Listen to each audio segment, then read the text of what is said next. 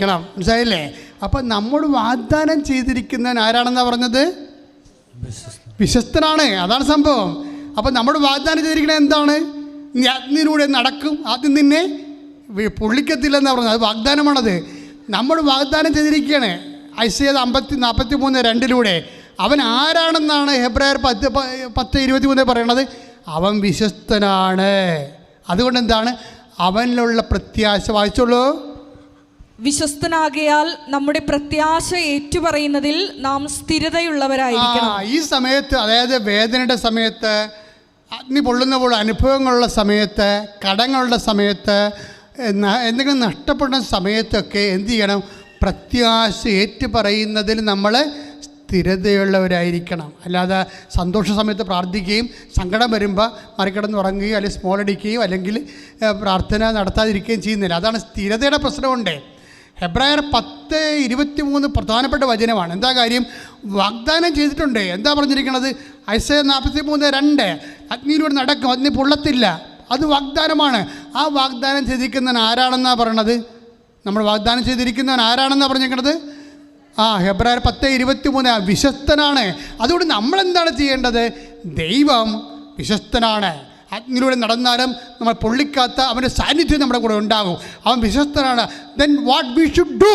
നമ്മളെന്താ ചെയ്യേണ്ടത്? നമ്മൾ ചെയ്യേണ്ടത് അവനുള്ള പ്രത്യാശ നമ്മൾ വായിച്ചോളൂ. ഏറ്റുപറയുന്നതിൽ സ്ഥിരതയുള്ളവരായിരിക്കണം. അപ്പോൾ ഇടയ്ക്ക് അതായത് സ്ഥിരത എന്നുള്ള വാക്കാണ് ഉപയോഗിക്കണത്. പ്രത്യാശ ഏറ്റുപറയണം. സങ്കട സമയത്തായാലും പ്രത്യാശ ഏറ്റുപറയണം. കർത്താവേ, still I am believing, still I am hope, still I trust in you. അതായത് ഏത് ഇങ്ങനെ പറയുമ്പോൾ, അതായത് നമ്മൾക്കൊരു, ഇപ്പം ഞാൻ പറഞ്ഞില്ലേ, ഒരു മരുന്ന് പിടിച്ചില്ല, ഇപ്പോൾ ഓപ്പറേഷൻ തന്നെ നടത്തി കഴിഞ്ഞപ്പോഴും പിന്നീടും ആ ഓപ്പറേഷൻ നടത്തുന്നതിന് മുമ്പുള്ള ഒരു അവസ്ഥയാണ് ഇപ്പോഴും ഉള്ളതെന്ന് പറയുമ്പോൾ അതറിയുമ്പോൾ നമുക്ക് പേടി വരും. അപ്പം നമ്മൾ അഗ്നിയിലൂടെ പോവുകയാണ്. പക്ഷേ വി ബിലീവ് ഇൻ ദ പ്രാമിസ്. വൈദ്യശാസ്ത്രത്തിൽ നടന്ന സംഭവത്തിലെല്ലാം വിശ്വസിക്കുന്നത്. കാര്യം അതിൻ്റെ അപ്പുറത്തൊരു ശാസ്ത്രമാണ്. എന്താ കാര്യം? അത് കർത്താവിൻ്റെ വചനത്തിലാണ്. കർത്താവെ, നീ പറഞ്ഞിട്ടുണ്ട്, ഞാൻ അഗ്നിയിലൂടെ പോയാലും നിൻ്റെ സാന്നിധ്യം കൊണ്ട് എന്നെ പൊള്ളലേപ്പിക്കാൻ കൊണ്ടുപോകുന്നു. I trust in your hope. അതായത് ഞാൻ നിന്നോട് വിശ്വസ്തയോടെ. അതാണ് ഹെബ്രായർ 10:23 പറയുന്നത്. തമ്മിലൊക്കെ കൂട്ടി വായിക്കേണ്ടതാണ്. അത് ഇങ്ങനെ പറയുമ്പോൾ still I hope in you, still I trust in you എന്നൊക്കെ പറയത്തില്ലേ? എന്തെങ്കിലും ഒരു തകർച്ചയുടെ സമയത്ത് നിന്നുകൊണ്ട് നമ്മൾ കൈ ഉയർത്തിപ്പെടണം. കർത്താവേ, ഇപ്പോഴും ഞാൻ നിന്നെ വിശ്വസിക്കുന്നു, ഇപ്പോഴും ഞാൻ നിന്നെ പ്രത്യാശിക്കുന്നു, ഇപ്പോഴും ഞാൻ നിന്നെ സ്നേഹിക്കുന്നു എന്ന് പറയുമ്പോൾ അറിയാതെ കണ്ണ് തുറന്നു പോകും. കാര്യം കർത്താവ് കണ്ണ് തുറക്കണതാണത്. കുറേ ആൾക്കാരുടെ കണ്ണ് അടച്ചു വെച്ചായിരുന്നില്ല. കൂടെ എമ്മാവൂസ് ശിഷ്യന്മാരുടെ കൂടെ കൂടിയിട്ടും കണ്ണടച്ചുകൊണ്ടിരുന്ന പാർട്ടിയുണ്ട്. ഏരിയയൊക്കെ സംഭവിച്ചതാണ്. കർത്താവ് കൂടെ ഉണ്ടായിരുന്നു. പക്ഷേ കണ്ണ് തുറന്നു കിട്ടണ്ടേ? അവന്മാർ നാട് വിട്ടു പോവുകയാണ്. ഏലിയാടെ പോലെ വേറൊരു പാർട്ടിയാണ് എമ്മാവൂസ് ശിഷ്യന്മാർ. ജെസേബിൻ്റെ കണ്ണ് വെട്ടിച്ച് ജെസേബിൻ്റെ ഭീഷണിക്ക് വകപ്പ് ജെസേബേലിനെ ഏലിയാനെ കൊന്നു കളയുമെന്ന് പറഞ്ഞപ്പോൾ ജെസേബിൻ്റെ വായ്ത്തലയിൽ നിന്ന് ജീവനും കൊണ്ട് ഓടി രക്ഷപ്പെടുന്ന ആളാണ് ഏലിയ. അതുതന്നെയാണ് കർത്താവിനെ കൊന്നവരെ ഞങ്ങളെയും കൊല്ലുമെന്നും പറഞ്ഞുകൊണ്ട് ജെറുസലേമിൽ നിന്ന് എമ്മാവൂസിലേക്ക് ഓടി രക്ഷപ്പെട്ട ആളാണ് എമ്മാവൂസ് ശിഷ്യന്മാർ. 2 അണ്ണന്മാരുടെയും കണ്ണ് ആ സമയത്ത് അടഞ്ഞു വെച്ചിരിക്കുകയായിരുന്നു. അതുകൊണ്ടാണ് അഗ്നിയിൽ കർത്താവില്ലെന്ന് പറയണതാണ്. അത് തന്നെയല്ലേ എമ്മാവൂസ് ശിഷ്യന്മാർ പറയണത്. കർത്താവ് തിരിച്ചറിഞ്ഞില്ല. പിന്നെ എന്ത് ചെയ്ത്? പിന്നെ എന്നാ ചെയ്തിരിക്കണത്? 24:31 വായിച്ചോളൂ. അവരോടൊപ്പം ഭക്ഷണത്തിലിരുന്നപ്പോൾ അവൻ അപ്പമെടുത്ത് ആശീർവദിച്ച് മുറിച്ച് അവർക്ക് കൊടുത്തു. അപ്പോൾ കർത്താവ് ആശീർവദിച്ചു, മുറിച്ചു. അപ്പം സംഭവിച്ചു, അപ്പോൾ അവരുടെ കണ്ണ് തുറക്കപ്പെട്ടു. അവർ അവനെ തിരിച്ചറിഞ്ഞു. അതായത് ഇതൊരു കണ്ണ് തുറക്കുന്നൊരു പരിപാടിയാണ്. കർത്താവ് കൂടെ ഇല്ലാഞ്ഞിട്ടല്ല, ആന്തരിക നേത്രങ്ങൾ അടഞ്ഞു കിടന്നിട്ടാണ് ദൈവത്തിൻ്റെ സാന്നിധ്യത്തെ പ്രസൻസ് ഓഫ് ഗോഡ് ഫീൽ ചെയ്യാത്തത്.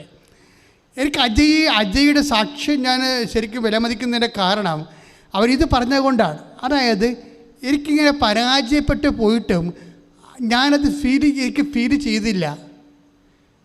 ഫീൽ ചെയ്തില്ല എന്ന് പറഞ്ഞില്ലേ? എന്നിട്ട് എൻ്റെ ഹൃദയം മാതാവിൻ്റെ ഹൃദയം പോലെ ആയിപ്പോയി എന്ന് പറഞ്ഞു. ഉടമ്പടി എടുക്കുന്നവരുടെ ഹൃദയം എല്ലാം മാതാവിൻ്റെ ഹൃദയം പോലെ ആകുമെന്നാണ് അവസാനം പറഞ്ഞത്. എന്നിട്ട് അവസാനം എന്താ പറഞ്ഞു വെച്ച് കഴിഞ്ഞാൽ, ഉടമ്പടി നമ്മളെ അരയോളം വെള്ളത്തിൽ അതുപോലെ തലക്ക് മുകളിലൂടെ മുങ്ങിക്കളഞ്ഞിട്ട് നിത്യത വരെ നമ്മൾ എത്തിക്കുന്ന പ്രാർത്ഥന ഉടമ്പടി എന്നൊക്കെയാണ് പറഞ്ഞത്. ഭയങ്കര സാക്ഷ്യമായിപ്പോയത്. അത് വായിക്കും തോറും നമുക്ക് ശരിക്കും അഭിഷേകം നിറയും. കാര്യം ചെറുപ്പക്കാരനല്ല എന്ന് പറയണത്, അത് വലിയ കരസ്മാറ്റിക് പൊള്ളിയൊന്നും അല്ലത്. ഏതെങ്കിലും സ്ഥലത്ത് പോയിട്ട് ഏതെങ്കിലും ഒരു ഗ്രൂപ്പിൽ പ്രവർത്തിച്ച ജീസസ് യൂത്ത് പോലെ പ്രവർത്തിച്ചിട്ട് അങ്ങനെ വന്ന ആളല്ല. ഒരു പഠനമില്ലാതെ ഒരു ഉടമ്പടിയുടെ സ്പിരിച്വാലിറ്റി മാത്രം, ഉടമ്പടി സ്പിരിച്വാലിറ്റിയിൽ മാത്രം വിശ്വസിച്ച് ആ മനുഷ്യൻ ആധ്യാത്മിക സഞ്ചാരം നടത്തിയതാണ്. കാര്യം ആ മനുഷ്യൻ പറയുന്നുണ്ട്, അജയ് പറയുന്നുണ്ട്, കർത്താവേ എനിക്ക് ജോലിയില്ല കേട്ടോ കർത്താവേ എന്ന് പറയും. എനിക്ക് ജോലിയില്ല കേട്ടോ കർത്താവേ, എനിക്ക് ജോലി വേണം എന്ന് പറയും. എന്നിട്ട് ജോലി വേണമെന്ന് ഇയാളെ മനുഷ്യൻ എന്താ ചെയ്യണമെന്ന് അറിയാമോ? അത് ഭയങ്കര രസമാണ്. ഇയാൾ ഇവിടുത്തെ ഒരു സാക്ഷ്യം വായിക്കും. അത് ഉടമ്പടിയാണ്. ഉടമ്പടി ഒരു സാക്ഷി എഴുതിയിട്ടുണ്ട്. എന്താ സാക്ഷി എഴുതിയിരിക്കുന്നത്? നിന്നെ നിന്നെ ഒരു വിഷയത്തിൽ കർത്താവ് അനുഗ്രഹിക്കാൻ തുടങ്ങിയാൽ ആ വിഷയത്തിലൂടെ തന്നെ പിന്നെ അനുഗ്രഹിച്ചു കൊണ്ടേയിരിക്കും. അതൊരു സഹോദരി ഇവിടെ വന്ന് സാക്ഷ്യം പറഞ്ഞ ദൈവാനുഭവമാണ്. ഞാനത് ക്യാപ്ഷനായിട്ടിട്ടുണ്ട് തമ്പിലേ. നിന്നെ ഒരു വിഷയത്തെ കർത്താവ് അനുഗ്രഹിക്കാൻ തുടങ്ങിയാൽ ആ വിഷയത്തെ നിന്നെ പിന്നെയും അനുഗ്രഹിച്ചുകൊണ്ടിരിക്കും. അപ്പം അജയ് ആ സാക്ഷ്യം നേരത്തെ പറഞ്ഞിട്ടുണ്ടോ? എന്താ കാര്യം? കിണറ്റിലെ വെള്ളം പറ്റിപ്പോയി. അപ്പോൾ 7 പ്രാവശ്യം ഈ മനുഷ്യൻ ജെറിക്കോ പ്രാർത്ഥന നടത്തി. 7ാമത്തെ പ്രാവശ്യം മേഘവിസ്ഫോടനം ഉണ്ടായെന്ന മേഘവിസ്ഫോടനം. അപ്പോൾ അദ്ദേഹം അതായത് പിന്നെ നിർത്താത്ത മഴ, ഒരിക്കലും കിണറ്റിൽ വെള്ളം പറ്റി പോയിട്ടില്ല. അപ്പോൾ അദ്ദേഹം പറഞ്ഞു, ദൈവം എന്നെ ആ വഴിക്കാണല്ലോ അനുഗ്രഹിച്ചത്. കൃപാസനത്തിൻ്റെ ഒക്ടോബർ മാസത്തെ ശുശ്രൂഷയുടെ കൂടെയാണ് പുള്ളി അദ്ദേഹം ലോകത്തിലുള്ള എല്ലാ ആഗോള ജെറിക്കോ പ്രാർത്ഥന ഉണ്ടായിരുന്നു. ആ സമയം സംഭവിച്ചതാണ്. അദ്ദേഹം നമ്മളിവിടെ ജെറിക്കോ പ്രാർത്ഥന നടത്തും, അജയ് വീട്ടിൽ ജെറിക്കോ പ്രാർത്ഥന നടത്തും. അങ്ങനെ 400 ജെറിക്കോ പ്രാർത്ഥനയുടെ വീഡിയോ ആണ് നമുക്ക് അയച്ചു തന്നിരിക്കുന്നത് ആൾക്കാരെ. അതിലൊന്ന് അജയുടെ ആണ്. എന്ത് പ്രശ്നം വെച്ച് കഴിഞ്ഞാൽ അതുകൊണ്ട് വീണ്ടും അജയ് എന്ത് ചെയ്ത്, കർത്താവ് ഞാൻ ഏത് രാജ്യത്താണ് പോകേണ്ടത് എന്ന് പറഞ്ഞാൽ അദ്ദേഹം ഒരു സ്റ്റൂൾ എടുത്തിട്ട് നമ്മളിവിടെ ചെയ്ത പോലെ തന്നെ ഒരു സ്റ്റൂളിൽ വേൾഡ് മാപ്പ് എടുത്ത് വെക്കും. വേൾഡ് മാപ്പ് ഭൂഗോളത്തിൻ്റെ പടം എടുത്ത് വെക്കും. എന്നിട്ട് കൃപാസനം മാതാവിനെ ഇതിൻ്റെ ചുറ്റും കൊണ്ട് നടക്കും. ജർമ്മനിയെ സമർപ്പിച്ചുകൊണ്ട് കൃപാസനം മാതാവിനെ ഇതിൻ്റെ ചുറ്റും കൊണ്ട് നടന്ന് ജപമാല ചെല്ലും. ജപമാല ചെല്ലി കഴിയുമ്പോൾ പെട്ടെന്ന് മാതാവ്, അതായത് ഓഫർ ലെറ്റർ 5.5 മാസം കൊണ്ട് കിട്ടുന്ന ഓഫർ ലെറ്റർ 13 ദിവസം കൊണ്ട് മാതാവ് കൊടുക്കും. 13 ദിവസം കൊണ്ട്. അതായത് ഇങ്ങനെ അത് അദ്ദേഹം കണ്ടുപിടിച്ച ഒരു മാർഗങ്ങളാണത്. എന്ന് വെച്ചാൽ ഹൃദയശുദ്ധിയുള്ളവരെ ദൈവത്തെ ദർശിക്കുമെന്ന് പറയുന്നില്ലേ, അത് അഭിഷേകത്തിൻ്റെ ഒരു വഴി. ഇപ്പം നീ നടക്കേണ്ട വഴി നിൻ്റെ മുഖത്ത് നോക്കി ഞാൻ ഉപദേശിക്കുമെന്ന് പറയുമ്പോൾ എല്ലാ വഴികളും, നമ്മൾ നടക്കേണ്ട വഴികൾ, നമ്മൾ എന്ത് ചെയ്യണം, എവിടെ പോകണം, എവിടെ താമസിക്കണം, എന്ത് ഭക്ഷിക്കണം, എല്ലാം കർത്താവിന് കൃത്യമായിട്ട് അറിയാമല്ലോ. അപ്പോൾ നിസ്സാര കാര്യങ്ങൾ പോലും കർത്താവിൽ വിശ്വാസത്തോടെ സ്നേഹത്തോടെ അർപ്പിച്ച് അതുപോലെ തന്നെ ചെയ്യുന്ന ആൾക്കാർക്ക് അതുപോലെ അനുഭവങ്ങൾ കിട്ടും. അതിൻ്റെ ഭാഗമായിട്ടാണ് അജയ്ക്ക് അഭിഷേകം കിട്ടിയിരിക്കുന്നത്. അതായത് അഭിഷേകം കിട്ടിക്കഴിയുമ്പോൾ ഒരു പരാജയം ഉണ്ടായപ്പോലും നമുക്ക് ആ പരാജയത്തിൻ്റെ പൊള്ളൽ നമ്മൾ അനുഭവിക്കാതെ പകരം ദൈവത്തിൻ്റെ സാന്നിധ്യം അനുഭവിക്കാനുള്ള സാധ്യത ഉടമ്പടിയിൽ കൂടുതലാണ്. ആ ഉടമ്പടിയുടെ റേഞ്ചിൽ ഒരു കാര്യമാണത്. ചിലർ വിചാരിക്കും ആലപ്പുഴ വന്ന് അപേക്ഷക്കത്ത് എഴുതിയിട്ടുമ്പോൾ തന്നെ ഏതാണ്ട് റെഡിമെയ്ഡ് പോലെ കുറേ അനുഭവങ്ങൾ കിട്ടുമല്ലോ എന്ന് പറയും. പക്ഷേ അതെല്ലാം സാധാരണ ABC ക്രിസ്ത്യാനി പറയുന്ന കാര്യങ്ങളാണ്. ഉടമ്പടി അതിക്ക് മുമ്പ് എത്രയോ മേലാണ് അതിൻ്റെ വലുത്.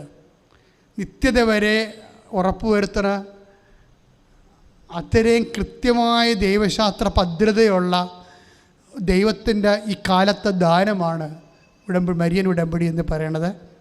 ഉടമ്പടി എടുത്തവർ അതിൽ ജീവിക്കുകയും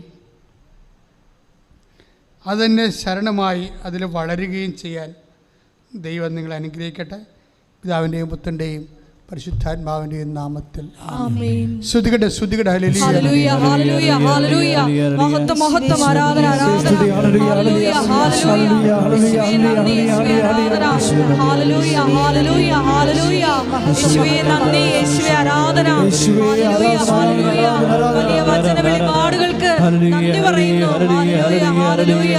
യേശുവേ നന്ദി, യേശുവേ ആരാധന. Hallelujah, hallelujah. മഹത്വം, മഹത്വം. ആരാധന, ആരാധന. ഹല്ലേലൂയ. ഇവിടെ രോഗസൗഖ്യ പ്രാർത്ഥന സമയമാണ്.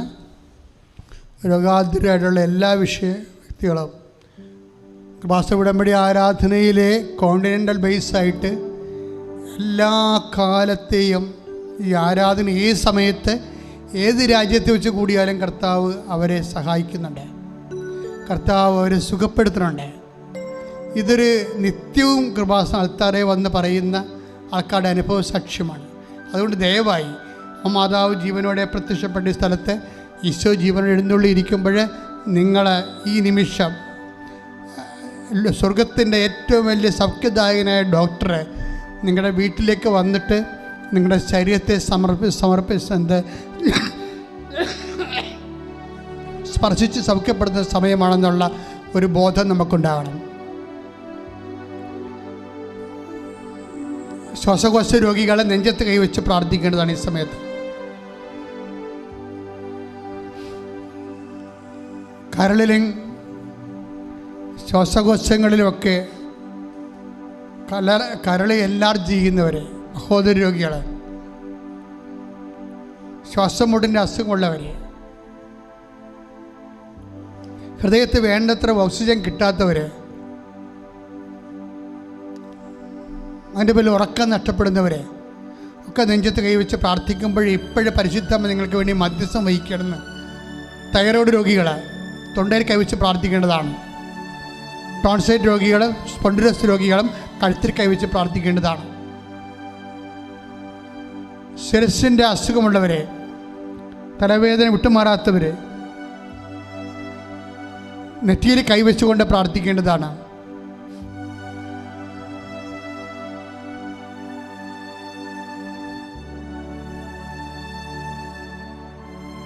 ഉദര രോഗികളെ ഉദരത്തെ കൈവച്ച് പ്രാർത്ഥിക്കണം. പാങ്ക്രിയാസ് രോഗികൾ നടുവിൽ നെഞ്ചും കൂടിൻ്റെ അവിടെ കൈവച്ച് പ്രാർത്ഥിക്കേണ്ടത്, താഴെ കൈവച്ച് പ്രാർത്ഥിക്കേണ്ടതാണ്. ഗർഭാശയത്തിൽ സിസ്റ്റുള്ളവരെ, മക്കളില്ലാത്തവരൊക്കെ അടിവയറ്റ് കൈവച്ച് പ്രാർത്ഥിക്കേണ്ടതാണ്. എവിടെയെല്ലാം രോഗമുണ്ടോ അവിടെയെല്ലാം കൈവച്ച് പ്രാർത്ഥിക്കുക. എപ്പോഴും ജീവനോടെ കൃപാസനത്തെ പ്രത്യക്ഷപ്പെട്ട് ദുരന്തമുണ്ടാകാൻ നമ്മൾ പ്രാർത്ഥിക്കണമെന്ന് ആവശ്യപ്പെട്ട പരിശുദ്ധ നമ്മുടെ പ്രത്യക്ഷീകരണത്തെ അനുസ്മരിച്ചുകൊണ്ട് ജീവനോടെ ജ്വലിച്ചു എഴുന്നള്ളി നിൽക്കുന്ന ദിവ്യകാരുണ്യത്തിൻ്റെ തിരുസന്നിധിയിൽ ഈ ലോകത്തുള്ള മുഴുവൻ രോഗങ്ങൾ, ആരെല്ലാം ഈ ഓൺലൈനിൽ പ്രാർത്ഥന കൂടുന്നുണ്ടോ അവിടെ വീട്ടിലുള്ള മുഴുവൻ രോഗങ്ങളെ, നിങ്ങളുടെ രോഗങ്ങൾ മാത്രമല്ല, ആരെല്ലാം രോഗസൗഖ്യത്തിനായി നിങ്ങളോട് യാചിച്ച് പ്രാർത്ഥിച്ചിട്ടുണ്ടോ, ആരെല്ലാം ഞങ്ങൾക്ക് വേണ്ടി പ്രാർത്ഥിക്കണമെന്ന് ആവശ്യപ്പെട്ടു അവരെല്ലാം ഓർക്കുക. അടിപ്പിടർ പോലെ വൈദാഘാത പോലെ ദൈവികമായ ശക്തി നിങ്ങളുടെയൊക്കെ ആവശ്യിക്കുന്ന വലിയ സമയമാണ്. കർത്താവെ ഞാൻ പ്രാർത്ഥിക്കുന്നു, കർത്താവെ നിൻ്റെ വിശുദ്ധ പൗരോഹിത്യത്തെ ഇപ്പോൾ മഹത്വപ്പെടുത്തണമേ. കർത്താവെ സഭയിലുള്ള നിന്റെ സാന്നിധ്യം പ്രകടമാക്കണമേ. അമ്മേ പരിശുദ്ധമ്മ ദേവമാതാവേ, ആരെല്ലാം ശരീരത്തിൽ കൈവച്ച് പ്രാർത്ഥിക്കുന്നുണ്ടോ, അസ്ഥികളിലെ അസ്ഥിക്കുഴകളിൽ, രക്തഞരമ്പുകളിൽ, ശരീരകോശങ്ങളെല്ലാം കർത്താവ് രക്തം നിറയട്ടെ. എൻ്റെ കർത്താവിന് ഉന്നതമായി നാമത്തിൽ ആന്തരിക അവയവങ്ങൾ കർത്താവ് മൾട്ടി ഓർഗൻസിന് പോലും കർത്താവ് രോഗം വന്നിട്ടുള്ളവരെ അങ്ങ് സ്പർശിക്കണേ പ്രാർത്ഥിക്കുന്നത്.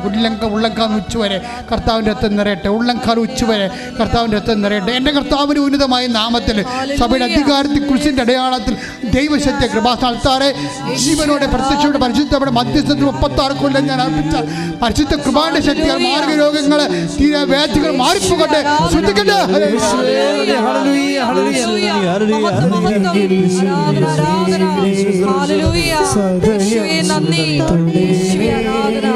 സുഖമായിടും എൻ്റെ ഉള്ളം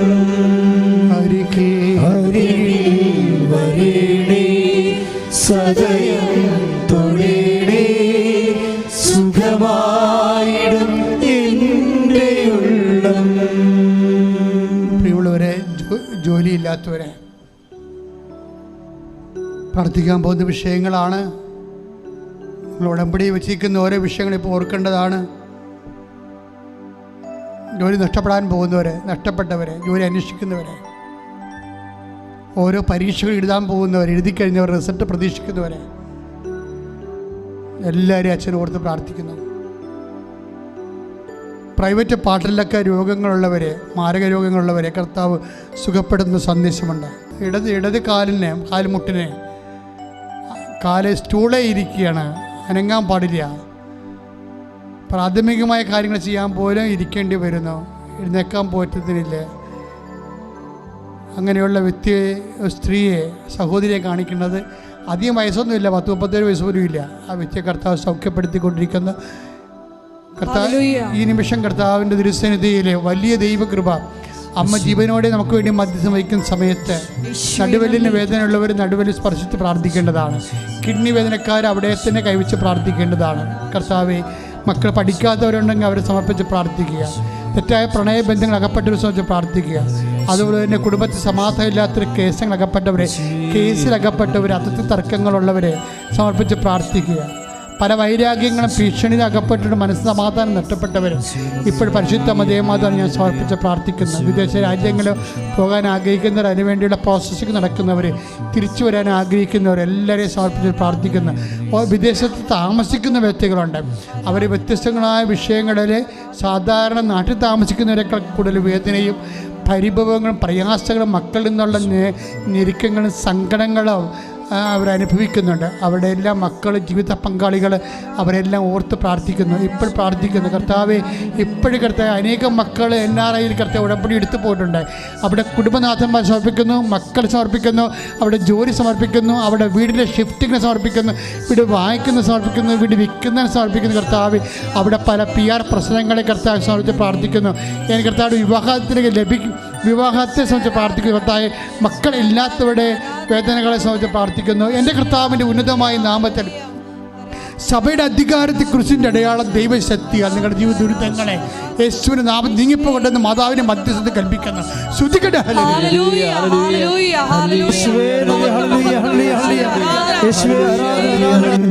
എൻ്റെ സഹോദരങ്ങളെ, കൃപാസനത്തിലെ 30 കൊല്ലത്തെ മധ്യസ്ഥ പ്രാർത്ഥനയോ കോടിക്കണക്കിന് മനുഷ്യരുടെ ജപമാല പ്രാർത്ഥനയുമാണ് കൃപാസനത്തിൻ്റെ ആസ്തിയും അടിത്തറയും എന്ന് പറയുന്നത്. അതിൻ്റെ അടിസ്ഥാനത്തിലാണ് നിങ്ങൾക്ക് വേണ്ടി പ്രാർത്ഥിക്കുന്നത്. പിന്നെ കൃപാസന ആൾക്കാരെ ജീവനോടെ പ്രത്യക്ഷപ്പെട്ട് ദുരന്തമുണ്ടാകാൻ പോകുന്ന പ്രാർത്ഥിക്കണമെന്ന് ആരാധനമറ്റേ പറഞ്ഞ ദൈവ ആവശ്യത്തിൻ്റെ അടിസ്ഥാനത്തിലാണ് നിങ്ങൾ ഈ ആൾത്താറയിൽ നിങ്ങൾക്ക് വേണ്ടി പ്രാർത്ഥിക്കുന്നത്. അതുകൊണ്ടാണ് ഇത്രയും സാക്ഷ്യങ്ങളും ലോകോത്തരമായ പുതിയ പ്രാർത്ഥനകളെല്ലാം ദൈവം വെളിപ്പെടുത്തിയത് അതിൻ്റെ അടിസ്ഥാനത്തിലാണ്. അതുകൊണ്ട് തന്നെ നിങ്ങളുടെ ആരാധന മുട്ടേ നിന്ന് കൈകൾ കൂപ്പിക്കൊണ്ടാണ് കൂരേണ്ടത്. എന്തുമാത്രം വിശ്വസിക്കുന്നു, എന്തുമാത്രം സമർപ്പിക്കുന്നു, എന്തുമാത്രം ആശ്രയിക്കുന്നുവോ അതിന് ആനുപാതികമായിട്ടായിരിക്കും നിങ്ങൾക്ക് അനുഭവങ്ങൾ ഉണ്ടാകണം. കർത്താവെ, എന്നെ കൂടി സാക്ഷിയാക്കണമെന്ന് പ്രാർത്ഥിക്കണം. എൻ്റെ കുടുംബത്തെ കൂടി കർത്താവ് നീ സാക്ഷിയാക്കണമെന്ന് പ്രാർത്ഥിക്കണം. കർത്താവ് പലതരത്തിലുള്ള അതായത് കമ്പോളങ്ങൾ നടത്തുന്നവരെ, വ്യാപാര വ്യവസായങ്ങൾ നടത്തുന്നവർ, കമ്പനി പൊളിഞ്ഞു പോകുന്നവർ, പൂട്ടിപ്പോകാൻ പോകുന്നവർ, അങ്ങനെ വ്യത്യസ്തങ്ങളായ സങ്കടങ്ങൾ അനുഭവിക്കുന്നവരെല്ലാം ഇപ്പോഴും ആരാധനയും ഞങ്ങൾ സമർപ്പിച്ചു കൊണ്ടിരിക്കുകയാണ്. മാതാവ് ആ വിഷയം ഏറ്റെടുത്ത് ഈശോ കൊടുക്കണ വലിയ സ്വർഗീയ നിമിഷങ്ങളാണ്. എല്ലാ വിഷയങ്ങളും നിൻ്റെ ആഗ്രഹങ്ങൾ, നിൻ്റെക്ക് ഒരു വെറ്റും പിടിയും കിട്ടാത്ത എന്ത് ചെയ്യണമെന്ന് അറിയാൻ പറ്റാത്ത കുഴങ്ങുന്ന അവസ്ഥയാണെങ്കിൽ ആ കുഴങ്ങുന്ന മാനസിക അവസ്ഥ, എന്ത് ചെയ്യണമെന്ന് അറിയാൻ പറ്റാത്ത അവസ്ഥ, എവിടെ തുടങ്ങണം, എങ്ങോട്ട് പോകണം എന്ന് തിരിയാൻ പറ്റാത്തൊരവസ്ഥ ഉണ്ടെങ്കിൽ കർത്താവ് എനിക്കൊരു പിടിയും കിട്ടില്ല, ഞാൻ എന്താണ് ചെയ്യേണ്ടതെന്ന് ചോദിച്ചുകൊണ്ട് അവസ്ഥ വിശുദ്ധീകരിച്ചുകൊണ്ട് ആരാധനയിൽ പങ്കെടുക്കണം. ശ്രദ്ധിക്കട്ടെ, ശ്രദ്ധിക്കട്ടെ, ശ്രദ്ധിക്കട്ടെ.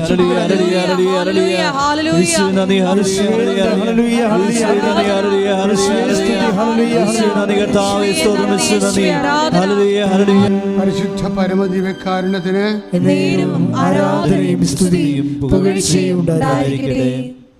ഒരു നിമിഷം മൗനമായി പ്രാർത്ഥിക്കേണ്ട സമയമാണ്. ഒരു മരുന്നും പിടിക്കാത്ത ബോഡി ഉണ്ടെങ്കിൽ സമർപ്പിച്ച് പ്രാർത്ഥിക്കട്ടെ. മാതാവ് ആ ബോഡിയെ ഇപ്പോൾ സ്പർശിക്കാം. കൃപാസനത്താരെ ജീവനോട് എഴുന്നള്ളി വസിച്ചുകൊണ്ട് ആയിരക്കണക്കിന് മനുഷ്യന്മാർക്ക് ജീവനും ജീവിതവും കൊടുത്തിട്ടുള്ള പരിശുദ്ധ അമ്മയുടെ മാധ്യശക്തി ഇന്ന് നിൻ്റെ കുടുംബത്തെ ഈ ആരാധനയുടെ യേശുവിൻ്റെ കൂടെ സന്ദർശിക്കുന്നു. കാനായിലെ കല്യാണ വീട്ടിൽ കർത്താവ് അമ്മയും ഒരുമിച്ചുണ്ടായിരുന്ന ആ മഹാത്ഭുതത്തിൻ്റെ വലിയ അനുഭവങ്ങളിലേക്കാണ് നടക്കാൻ വേണ്ടി നിൻ്റെ കുടുംബത്തെ സമർപ്പിക്കുക, കുഞ്ഞുങ്ങളെ സമർപ്പിക്കുക, ജീവിത പങ്കാളിയെ സമർപ്പിക്കുക, തകരാൻ പോകുന്ന കുടുംബങ്ങൾ, തകർന്നുകൊണ്ടിരിക്കുന്ന കുടുംബങ്ങൾ, തകർന്ന് കഴിഞ്ഞ കുടുംബങ്ങൾ, ഇങ്ങനെയുള്ള കുടുംബ ബന്ധങ്ങളെല്ലാം സമർപ്പിച്ച് പ്രാർത്ഥിക്കർത്താവിനെ ശ്രദ്ധിക്കട്ടെ. കർത്താവ്, ഞാൻ ഈ നിമിഷം കർത്താവ് എല്ലാ കുടുംബങ്ങളെയും സമർപ്പിച്ച് പ്രാർത്ഥിക്കുന്ന കർത്താവ്, ഇപ്പോൾ കണ്ണുനീരോടുകൂടി അങ്ങനെ തിരുസനെ പ്രാർത്ഥിച്ചെടുക്കുന്ന കുടുംബങ്ങളുടെ മേൽ കർത്താവിൻ്റെ വലിയ ശക്തി കർത്താവ് ആൾക്കാരെ വന്ന് സാക്ഷ്യം പറയാൻ വേണ്ടി മാത്രം ഇന്നത്തെ ദിവസം അനുസ്മരണീയ അനുഭവം അഭിഷേകമാകാൻ യേശുവിന്റെ കൃപ ചൊരിയട്ടെ. ശ്രദ്ധിക്കട്ടെ.